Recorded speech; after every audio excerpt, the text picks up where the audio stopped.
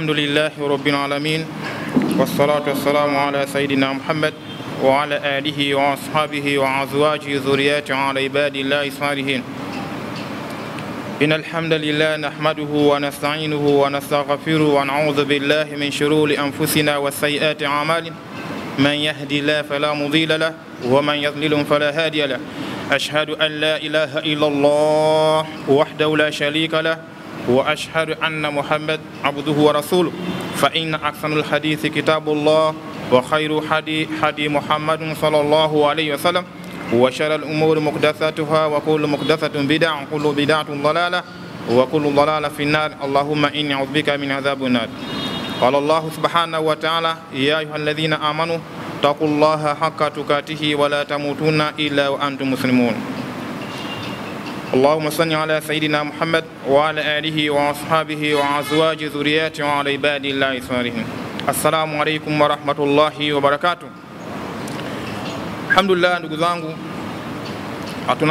awali yote tunabudi kumshukuru Allah subhanahu wa ta'ala aliyotuwezesha kukutana siku ya leo ili angalau tupate kuzungumza umuhimu wa amani katika jamii, tukiwa kama ni Waislamu lakini ni wana jamii. Nazungumzia masuala ya amani, umuhimu wa amani katika jamii.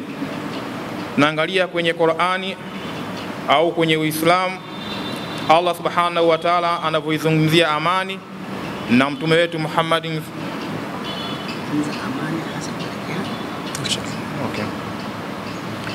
Kwa hiyo tunazungumzia masuala ya amani, hasa ukizingatia tunaelekea kwenye uchaguzi na kuna wimbi kama hilo la watu kuzungumzia umuhimu wa amani. Kwa na sisi kama watu wa Masjid Islah tuna haki ya kuzungumzia amani. Kwanza kabisa, ndugu zangu Waislamu, tufahamu kwamba amani ni miongoni mwa jina la Allah subhanahu wa ta'ala. Allah katika majina yake, ukianza kwenye yale majina ya Allah, huwa Allahu alladhi la ilaha illa huwa Ar-Rahman Ar-Rahim Al-Maliku Al-Quddus As-Salam, ni jina la 6. Kwa Allah yeye ni salam, manake ni mtu, yani Allah ni wa amani, Allah wa amani. Kwa ndio tunasema kwamba baada ya kumaliza kuswali tukishatoa ile assalamu alaykum wa rahmatullah, assalamu alaykum wa rahmatullah, huwa tunasema Allahumma anta salam wa minka salam. Allah wewe subhanahu wa ta'ala ndio amani, wa minka salam, na kwako Allah ndio inakotoka hiyo amani. Kwa hiyo tunakuwa tunaomba nini? Amani. Kwa hiyo amani ndio asili hasa ya binadamu, kwamba binadamu anahitaji apate amani ili afanye mambo yake yote. Kwa hiyo tukielekea katika uchaguzi ni kwamba swala la amani ni swala la msingi, na baada ya uchaguzi ni swala la msingi. Yani huwezi ukapata maendeleo katika jamii yoyote kama haina amani. Utajenga vipi viwanda ili watu wafanye kazi aliyakuwa hiyo nchi haina amani? Yani nchi wanajenga wanabomoa, kwa sababu ukiwa hakuna amani manake kuna uharibifu. Kuna uharibifu wa kiimani, uharibifu wa mali. Kwa hiyo wanasema ikiwa kama kutoko kuna wajengaji 1000 alafu kuna mbomoaji mmoja tu, basi huyo mbomoaji atawashinda wale wajengaji 1000. Manake kubomoa ni rahisi kuliko kujenga. Kwa hiyo wakati tunaelekea kwenye uchaguzi ni kwamba tukumbuke ya kwamba au tufahamu ya kwamba, ndugu zangu wa Tanzania, ni kwamba sisi wa Tanzania tumejaliwa tunu ya amani. Hii tunu ya amani tuliokuwa nayo inatoka kwa Allah subhanahu wa ta'ala, na tuitunze. Ikiwa kama tutaimomonyoa, yani tutaivunja vunja, tukaacha kuitunza, Allah subhanahu wa ta'ala atatuachia. Kwa sababu gani? Allah yeye kazi yake ni kukupa neema. Hasa wewe matumizi utajua wewe, aidha utaamua kuitunza ile neema au utaamua kukufuru. Sawa? Na Allah anasemaje? Wa inshakatu, ikiwa kama mtanishukuru basi nitawazidishia. Hivyo neema hii ya amani, ikiwa kama tutamshukuru Allah, alhamdulillah, kwa neema ya amani ambayo wengine hawana, Allah subhanahu wa ta'ala atatuzidishia neema. Lakini ikiwa kama neema hii ya amani tukaamua kuivunja vunja, tukaamua kuiharibu, Allah naye atatuacha. Kwa sababu gani? Allah ametugia neema alafu tukawa wenye kukufuru. Kwa ndugu zangu Waislamu na wale wasiokuwa Waislamu, ndugu zangu wa Tanzania, kwa kifupi ni kwamba amani tuliyokuwa nayo Tanzania inatakiwa tuitunze. Ukiangalia nchi za wenzetu kama vile Sudan, imebaki magofu. Angalia nchi za wenzetu kama vile Libya, baki nini kule? Sasa hivi wanahangaika, walikuwa elimu bure, maji bure, umeme bure, kusoma kutokea nasari mpaka chuo kikuu bure. Lakini leo hii mkate watu wanagombaniana. Kwa amani tuliokuwa nayo nini tuitunze. Kwa hiyo na sisi ni kwamba wakati tunaelekea kwenye uchaguzi tutunze hii amani tuliokuwa nayo. Ikiwa kama kuna tofauti za kibinadamu ambazo zipo, basi inabidi tukae tuzizungumze, kwa sababu hata hao ambao wenye kugombana mwisho ya yote huwa wanakaa mezani ndio wanaozungumza amani iwepo. Lakini hakuna kusema upigwe mtutu mwanzo mwisho au watu wagombane mwanzo mwisho. Lazima watu watakuwa wamekaa ili kuzungumza masuala ya amani. Kwa hiyo ndugu zangu, kwanza tufahamu kwamba amani ni miongoni mwa jina la Allah subhanahu wa ta'ala, na kwake Allah subhanahu wa ta'ala kutoka wapi hiyo amani? Assalam. Lakini vile vile kutokana na umuhimu wa amani, Allah subhanahu wa ta'ala hakuishia hapo. Kwa kule Allah kuipenda amani hakuishia hapo, mpaka katika pepo zake ambazo wameziandaa 8, katika pepo moja hapo ameita salam, yani darus salam. Allahu yad'u ila darus salam. Nini? Kuonyesha kwamba umuhimu wa amani, mpaka pepo moja hapo ameita darus salam, na mwenyewe anasema Allahu yad'u ila darus salam. Allah anawaita watu kuelekea kwenye nyumba ya amani, house of peace, kuonyesha umuhimu wa amani. Mpaka peponi Allah, kwenye pepo ya Allah ameita amani, sababu kuna Firdaus, Jannat Adin, Jannatun Naim, Darus Salam, Darul Khuld, Darul Makam, zipo 8 pepo za Allah subhanahu wa ta'ala, moja hapo ni Darus Salam. Lakini vile vile umuhimu wa amani aliuonyesha bwana Mtume Muhammad sallallahu alaihi wasallam mwaka wa 6, wakati Mtume anakwenda kufanya umra, yani baada ya kuhama kutoka Maka kwenda zake Madina. Mwaka wa 6 Mtume alikwenda kufanya umra, anakwenda zake yeye na masahaba wake wapatao kama 1000 hivi au 1400, kile nasema hivi. Wakafika kwenye kitongoji cha Hudaibia, Makuresh wa Maka wakasikia kwa Muhammad anakuja na watu wake, kumfuata, wakamzuia Mtume sallallahu alaihi wasallam kwamba asiingie katika mji wa Maka. Pale baada ya mazungumzo ya kidiplomasia, maana Mtume ndio katika wanasiasa bobezi, Mtume kwa sifa zote, yani ni mwanasiasa bobezi, mwanajeshi yule hasa bobezi, kama ni field marshal basi zaidi ya field marshal. Kwa kifupi zile fani zile za kiuongozi Mtume alikuwa nazo zote. Kwa hiyo ikabidi pale waingie mkataba huo Hudaibia, wakakubaliana kwamba asiingie katika mji wa Maka bali arejee Madina, na Mtume akakubali. Lakini mkataba wenyewe ulikuwa ni mkataba ambao kwa kifupi watu wa Madina au Mtume na masabaki kama ni mkataba wa uonevu, kwa sababu katika kipengele kimoja hapo ni kwamba mtu wa Maka akisilimu akienda Madina arudishwe Maka, lakini mtu wa Madina akilitadi akija zake Maka aachiwe. Ona mkataba isivyokuwa, yani ni ubabe tu. Kwa hiyo ulikuwa ni mkataba uonevu. Mkataba wenyewe ule sehemu inaandikwa Muhammad Rasulullah, wakasema hatutaki, ondoa Muhammad Rasulullah. Ingekuwa tunakukubali wewe kama ni mtume wa Allah, tusinge kupinga, wewe si mtume. Ibidi Mtume anamwambia Saidina Ali, futa hiyo sehemu. Ali anaogopa, anakataa, atafutaje Muhammad Rasulullah na ni mtume kweli? Akamwambia nionyeshe, akafuta mwenyewe Mtume ile sehemu, ili mradi nini? Amani ipatikanike. Angalia uwezo wa Allah subhanahu wa ta'ala. Kwa hiyo wakakubaliana kule mkataba kwa muda wa miaka 10 kusiwe na mapigano yoyote.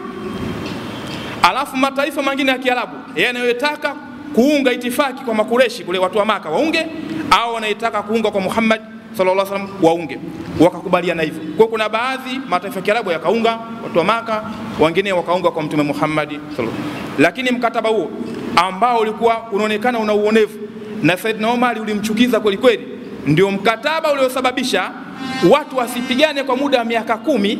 Lakini hata hivyo wale ambao walikuwa ukiwapendea mkataba ndio uliowashinda. Mwaka wa kwanza, wa pili ukawashinda, yani mwaka wa 8 ule ukawashinda, wakauvunja ule mkataba. Baada ya kuvunja mkataba ndio Mtume sallallahu alaihi wasallam ikabidi akusanye jeshi lake, akaenda kufungua mji wa Maka, ile Fatu Maka, akiwa na jeshi ile pato la watu wanajeshi 10,000. Lakini kwa nini ilipatikana nusura hiyo? Ni kwamba baada ile amani ndio maswahaba wakaanza kwenda kupiga dawa sehemu mbalimbali, wanakwenda kulingana, kwa sababu ikawa yani hawagubuziwi.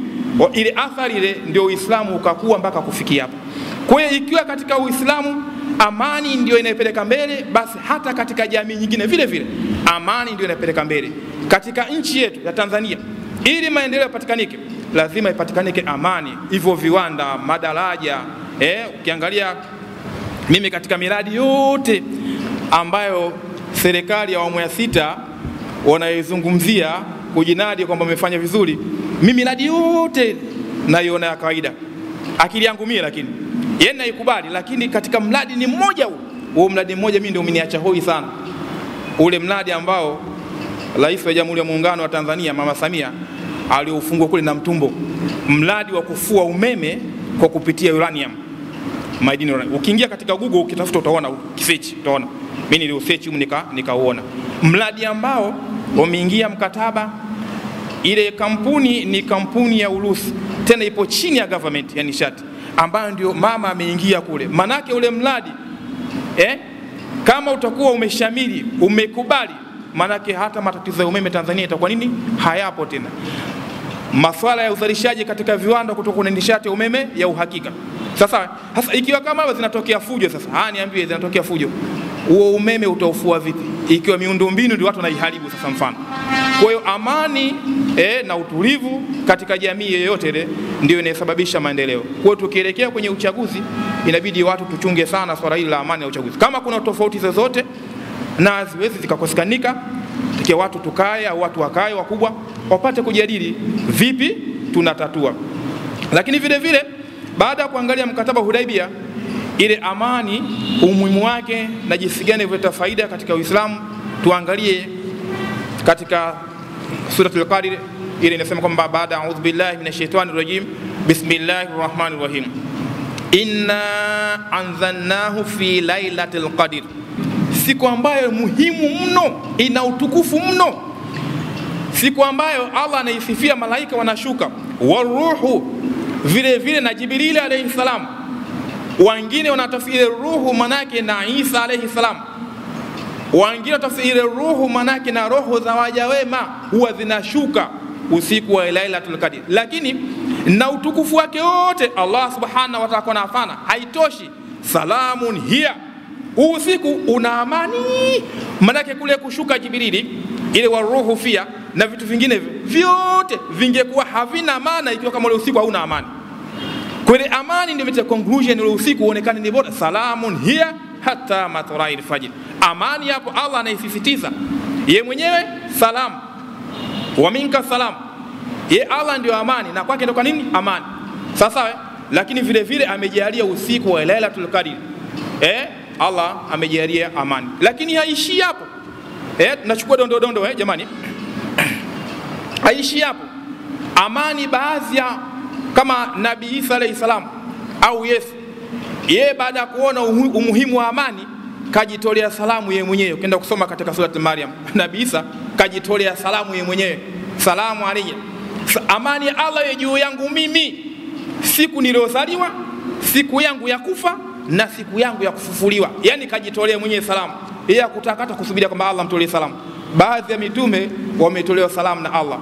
Tena katika Wasafat Allah ametoa salamu ala Ibrahim, amani kwa Ibrahim, alafu kuna salamu ala Nuh, salamu kwa Nuh, alafu kuna salamu ala Musa wa Harun. Ametoa watu nyingi, lakini mwisho amemalizia anasema subhana rabbika rabbil izzati amma yasifun. Ametakasika Allah subhanahu wa ta'ala.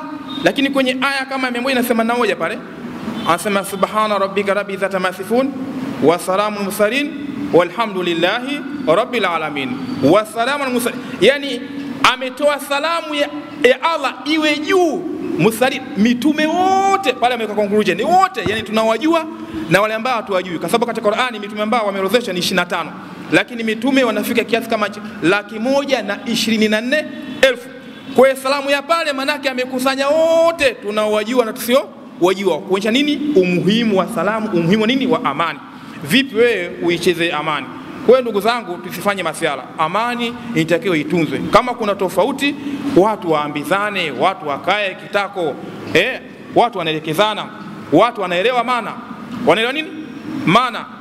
Katika lugha ya Kiswahili kuna msemo mmoja wanasema, si maana kumwambia maana asiye maana. Si maana kumwambia maana asiye maana. Kumwambia maana asiye maana, mwenye maana hu maana, kumwambia maana asiye maana. Hasa watu hao Tanzania hawapo. Tanzania wanaelewa nini maana. Kwa ukiwaambia maana wataelewa nini maana. Hasa ina haja gani watu kupigana? Si maana kumwambia maana asiye maana, mwenye maana hu maana, kumwambia maana asiye maana. Unaweza kusema hivi. Hasa Tanzania watu wanaelewa maana, na ndio maana vinakalika vikao mbalimbali. Kwa hiyo haina haja ya watu kufanya fujo, hasa tukielekea katika hizi masiku ya kwenda kwenye uchaguzi. Kuna watoto wadogo, kuna vikongwe, kuna mayatima, watu utafutaji wao watoke ndio warudi wale. Tukumbuke katika kipindi cha marehemu mzee wetu mzee Magufuli, ilikuja ile maradhi ya corona, akamwambia Watanzania fanyeni kazi, jikingeni tu, mtegemeeni Allah subhanahu wa ta'ala. Na ni tauhidi ambayo alikuwa akizungumza, huwezi kuamini kwamba mtegemeeni Allah, na ni kweli watu wakafanya kazi wakamtegemea Allah. Tanzania haikuathirika kama ambao walikuwa nini wamefungiwa ndani tukapita. Sasa hebu niambie, ikitokea haya machafuko, utafutaji wetu si ndio hivyo, uende urudi. Yani kuna mtu anatoka zake nyumbani, hana msingi wa biashara, msingi afya yake, ule muda aliokuwa nao ndio msingi. Anafika pale Karume, anajua mwenye anachokifanya, akirudi zake nyumbani arudi na matumizi, maisha yanakwenda. Kwa hiyo amani ya nchi inabidi itunzwe. Hasa tunasikitika ukizungumza kama hivi, mwingine anakuambiaje, hao ndio machawa hao. Yani wewe ukizungumzia amani unaitwa nani? Chawa. Hasa mimi najiuliza, wewe unamwita mwenzako anazungumzia amani chawa, wewe tukuite nani? Kunguni? Maana kuna chawa, kuna kunguni. Sasa kati ya kunguni na chawa yupi anayeuzi zaidi? Hebu kitanda kikiwa kina kunguni unasemaje? Wewe mwenzako unamuita chawa, wewe tukuite kunguni? Tusitane hivyo. Huyu mwenye kuzungumzia amani anafahamu umuhimu wa amani. Sasa na ukitaka kujua umuhimu wa amani, basi angalia na wenzako ambao wamekosa amani. Sasa cha kusikitisha Tanzania yetu, eti kuna baadhi ya watu wanachukua fikra, bado nazungumza kwenye nyumba hii ya Mwenyezi Mungu. Kama tutakuwa tumekwenda nje ya mstari tusameane, lakini tuzungumze, maana mambo ambayo yapo kwenye mitandao nazungumza. Mtu anachukua fikra za watu wa Kenya na kupandikiza vitu. Lakini Tanzania kama Tanzania ni nchi ambayo sisi tumesaidia watu wengi, ujue. Tanzania saidia watu wengi. Yani sisi unaweza kusema ndio, yani Msumbiji imepata msaada kutoka kwetu. South Africa msaada kutoka kwetu. Mandela alikuja hapo, akaenda kule kwa South Africa, Msumbiji, Rwanda, Burundi, zote hizo. Yani katika hizo nchi za East Africa hizi, nchi gani ambayo Tanzania haina msaada wake? Huko Nigeria. Yani wapi Tanzania imekosekanika kupeleka msaada wake? Hasa Kenya kama Kenya ni katika watu ambao sisi tumewasaidia sana. Vipi leo eti Kenya wawe ndio washauri wetu sisi wa kutuambia eti watu waandamane? Na wakumbusha watu wa historia nafahamu, waandishi wa habari mtakwenda kufuatilia. Tunakwenda kufuatilia. Nakumbuka kuna kauli moja ya Mwalimu JK. Alisema kuna safari moja waliamua kufunga. Watanzania waangalia, waliamua kufunga kuwasaidia wa Kenya. Kulikuwa kuna mgogoro kule enzi za ukoloni. Mwalimu anasema alifunga kwenda Bagamoyo. Kwenda kule Mwalimu unajua funga hajaizoea. Akaona kichwa kinauma. Akamwambia shekhe, yuko majira sana saa 10 shekhe, hakuna vidonge hapa. Kwa hiyo ni panasi ya aspirini kipindi kile. Nimesahau ile ilikuwa ni vidonge, lakini mwenyewe alikitaja Mwalimu. Ukienda kufuatilia utajua. Shekhe akamwambia kichwa kinauma, akasema kichwa kinaniuma. Lakini fahamu kwamba wanafunga si kwa ajili ya Watanzania, wanafunga kwa ajili ya kuwasaidia wenzao wa Kenya. Mwalimu anasema hivi, kama takuwa sijasahau. Sawa. Kwa baada ya kufika jioni wakafuturu. Baada ya kufuturu, Sheikh anamuuliza Mwalimu, vipi?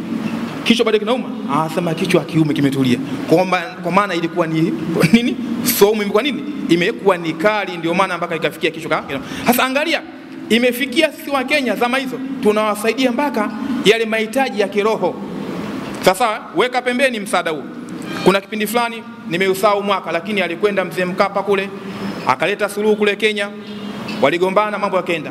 vile vile kipindi cha Mzee Jakaya, vile vile ileta hata fulani pale Kenya, Mzee Jakaya akaenda akaleta suluhu, mambo yakaenda. Sasa vipi tena leo sisi eti vijana wa Tanzania ambao sisi ndio walimu wa amani, watu wa kuwatuliza, twende sisi ndio tukae miongoni mwa watu ambao wenye kufanya fujo? Kwa hiyo amani ya nchi yetu inatakiwa tuitunze.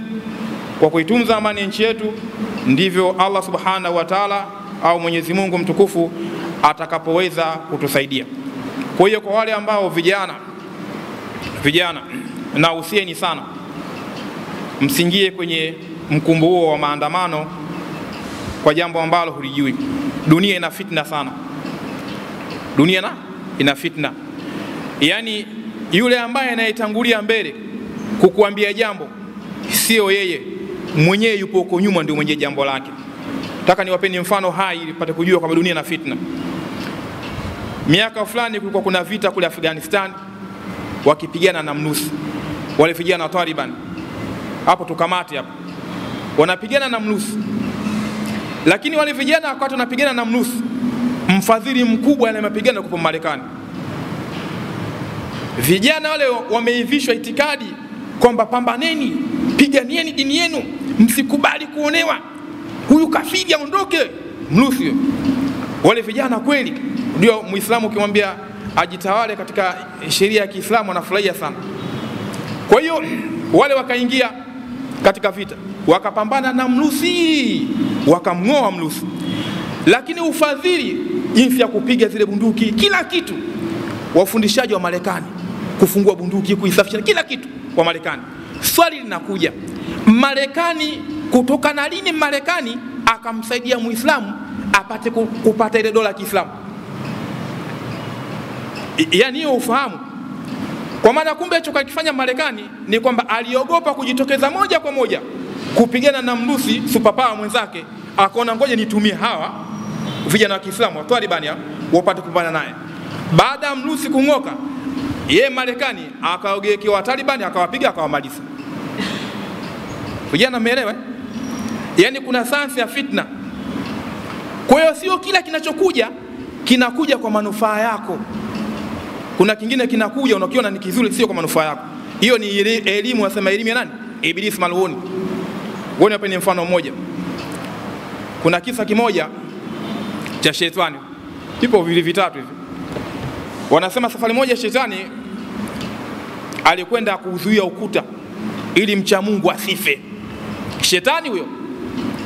Mcha Mungu amefikaa anafanya ibada zake. Shetani kaona ule ukuta unaanguka, pepo unavuma, akaenda kuzuia ule ukuta ule. Ambaye toka, toka, toka. Hatari. Akatoka. Baada ya kutoka, ule ukuta ukaanguka pale. Jamaa akawa anashukuru. Alhamdulillah, ameponyeka kufa. Lakini hakuwa anafanya ibada pale. Hasa kuna watu wana macho. Kuna watu wana macho. Yaani kuna watu wakiangalia hivi, shetani hata akijigeuza katika umbile la kibinadamu au la mnyama yote, ndio shetani anaweza akajibadilisha umbile, akawa umbile la njiwa, la mbuzi. Mnielewa? Ajibadilisha umbile langu mimi. Ila shetani anashindwa kujibadilisha umbile la Mtume Muhammad. Hilo hawezi. Lakini wengine wote, hata umbile la babu yako anajibadilisha. Ndio maana anaweza kaja usingizini ukamwona babu yako, kumbe shetani. Mwingine babu kweli. Tuache mada hiyo. Sasa kuna bwana mmoja mwenye macho akamwangalia, si shetani huyu? Akamfuata. Akamwambia, bwana, wewe sasa hivi umesilimu? Anauliza shetani. Shetani anamwambia, mimi sijasilimu bwana. Mimi mambo yangu yale yale. Silimu kitu gani? Mbona umeuzuia ukuta ambao wewe binadamu adui yako, usingemwacha afe? Angalia shetani. Ambia, nimeuzuia ukuta yule mcha Mungu nilikuwa namtafuta kila siku. Swali linakuja, hapo shetani alizuia ukuta kwa faida yake shetani au kwa faida ya mcha Mungu? Faida ya shetani, si ndio? Japokuwa mcha Mungu amesalimika na kufa, lakini faida hapa nani? Ni ya shetani. Kwa hiyo nini maana yake? Kuna mtu anaweza akakuletea jambo la kukutamanisha, ukajua ile jambo lina manufaa kwangu, lakini kumbe sio, halina manufaa kwako, lina hasara. Manufaa kwa yule aliyokuletea ile jambo. Wewe usije ukaingia maandamano, jufujo fulani. Hebu angalia hiyo fujo, manufaa yako au ya nani? Ni kweli manufaa yako yani ufanye fujo? Hapana. Tutunzeni amani ya nchi. Nikupeni mfano mwingine wa shetani. Wakati Ibilisi maluni anamtoa Adam alayhi salam peponi, alitumia mbinu gani? Na ndizo mbinu wanazotumia watu waovu duniani hizo hizo. Alimbilisi akaenda kwa Adam alayhi salam akamwambia, wewe ukila matunda mti utaishi, utakuwa mtukufu milele, na kampa zile sifa nzuri nzuri kama za malaika. Adamu ikamuingia akili sana, hii hapana. Akatoka akaenda zake kwa Hawa, kaingia kwa Hawa akamshawishi kule. Kuna mbona inaingia akilini? Hapo napo kuna mafundisho, unatakiwa uwe makini kweli kweli. Tanzania kuna watu wapo huko mbali huko, akina Hawa wapo huko mbali, wanawashawishi fanyeni maandamano, fanyeni maandamano. Hawa akina Hawa sijui mmeelewa, lakini hapo yani kuna Hawa yule, alafu bado kuna Hawa ambao tunaosie hawa nao akina Hawa, ujue anahamasisha huko mbali, msikubali msikubali. Hebu muangalie huyu Hawa huyu ambaye labda yupo Amerika, yupo sijui Chechnya, yupo China huko, yupo wapi sijui Japan. Huyu Hawa huyu, hiki anachozungumza hiki hakilingani na kile. Adam alayhi salam kwa ushawishi wa Hawa akakubali kula tunda. Kilichotokea akashushwa ardhini kwa kosa la kula tunda. Lakini Ibilisi alitumia ushawishi wa kumwekea nini? Yani mambo mazuri mbele. Kwa hiyo sio kila jambo zuri unaloambiwa kwamba lina faida kwako liangalie, ili hapana, unaachana nalo. Kwa hiyo watu wana mbinu mbalimbali. Narudia pale pale kwamba hata watu waje na mbinu kiasi gani, kwanza tuangalie hichi tunachoshawishiwa, hichi tunachoambiwa, amani itakuwepo? Vijana nyinyi wa madrasa mfano mnasoma, si ndio? Hivyo wewe unaweza ukasoma bila amani? Yani mtoto unalia. Katika Qur'ani kuna kitu kinaitwa murakaba. Murakaba au tafakuri, kufanya tafakuri, kufanya fikra, dhikiri.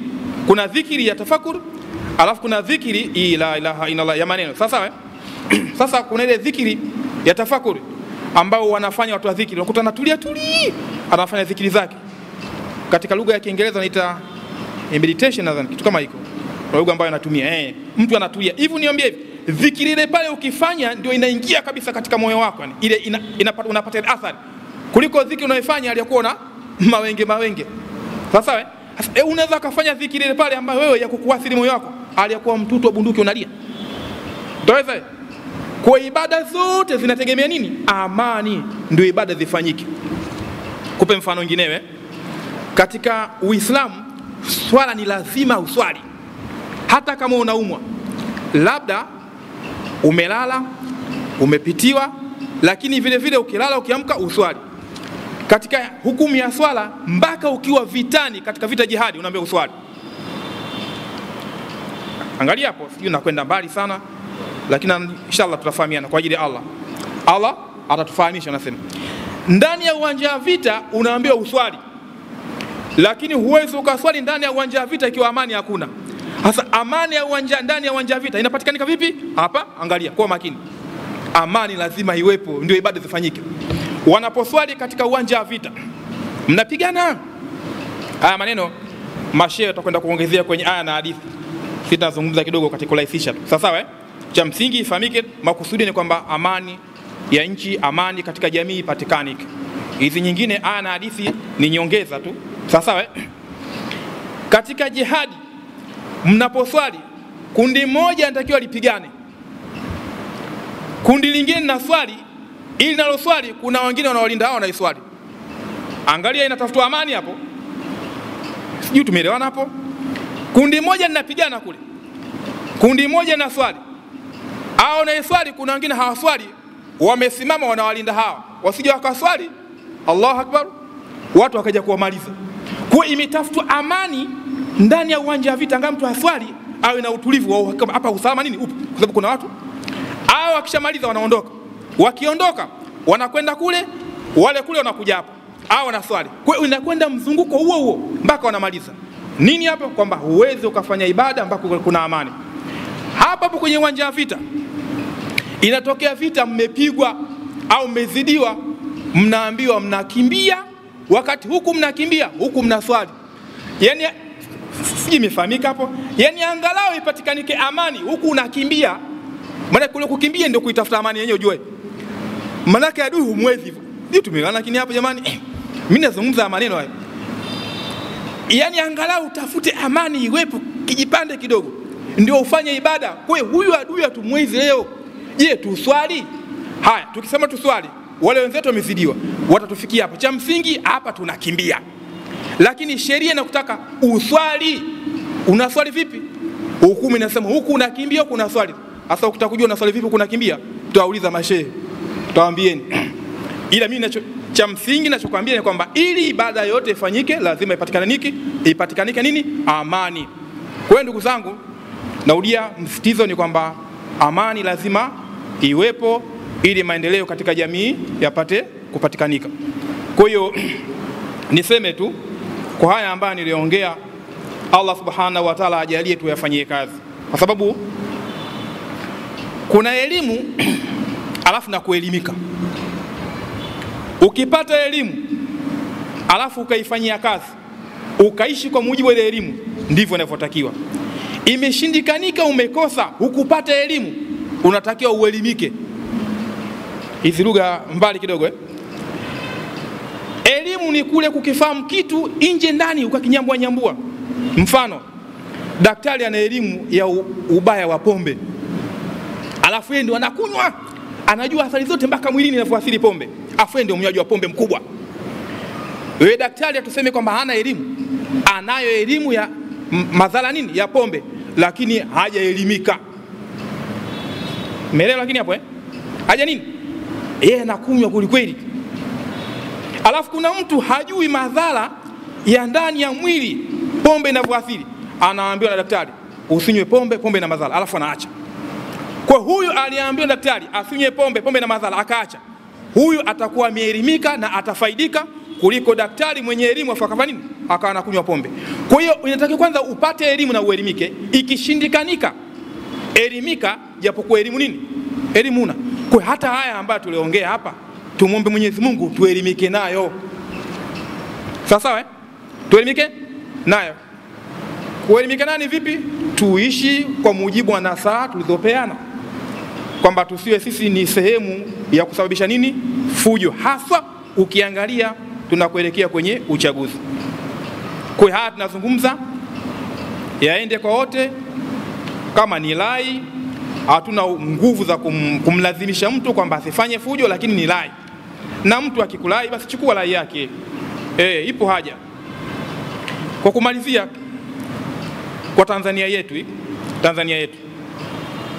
manake sie tukiathirika, japokuwa tupo msikitini lakini yakitokea machafuko tunaathirika sote, wa msikitini, wasio kwa msikitini, wote. Kwa lazima tuzungumze.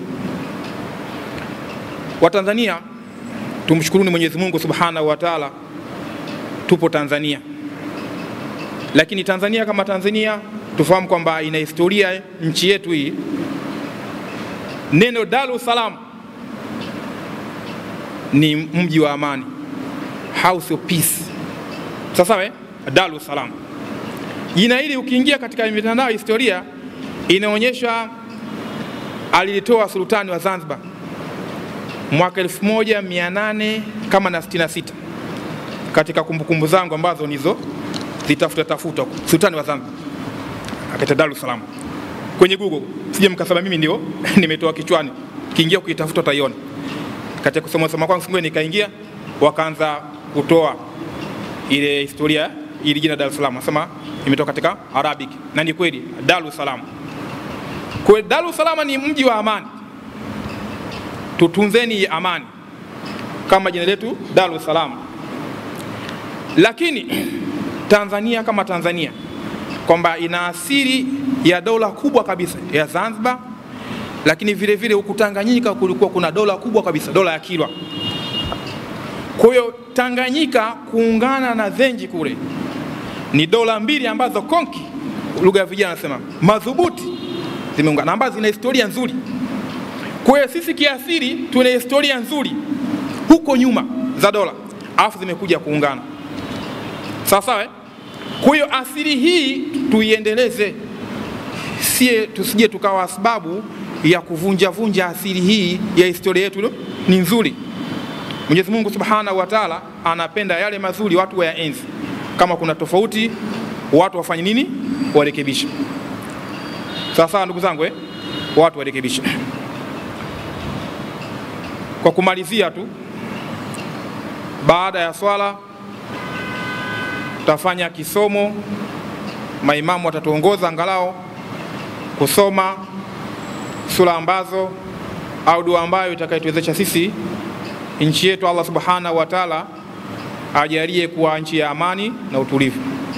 Inshallah siku nyingine kama tutapata wasa, inshallah tutaitana tena, tutazungumza kwa nini Tanzania inasakamwa. Huu usakamwaji wa Tanzania haupo ndani ya Tanzania. Huu usakamwaji unatoka huko nje. Kuna watu wanakaa vikao, hizi dola kubwa kubwa, kwao nchi zao hali ni mbaya, wanategemea kuziendesha nchi zao kwa kupitia Tanzania. Lakini vile vile ningependa kwenye kikao hiki tufahamu, kila mtu kwa nafasi yake aliombee jeshi letu la ulinzi na usalama, hasa JWTZ. Jeshi letu hili limetupa heshima kubwa sana, na heshima ambayo tumeipata inawezekana jeshi limefanya au Tanzania tumefanya pasina kujua hadithi ya mtume. Lakini kihadithi bwana Mtume Muhammad sallallahu alaihi wasallam anasema, enezeni amani ili mpandishwe daraja za juu. Yani maana kama wewe una kaida wa kuieneza amani, Allah Subhanahu wa Ta'ala, Mwenyezi Mungu atakupandisha daraja la juu. Tanzania tuna daraja la juu sana. Huko Kongo kwenye fujo wakienda JWTZ wanajua wanaume wameingia na amani wanapatikanika. Kwa nini? Wao wana amani na wanaendeleza nini? Amani katika nchi nyingine. Kwa JWTZ ni jeshi ambalo lina heshima kubwa kwa ile amani ambayo wanayekwenda kufanya wapi? Nchi za watu. Itakuwa ni ajabu sana, itakuwa ni ajabu kwamba ndani ya nchi kuchafuke, kusiwe na amani, lakini kwenye mipaka ya nje tunaweza kutuliza nini? Amani.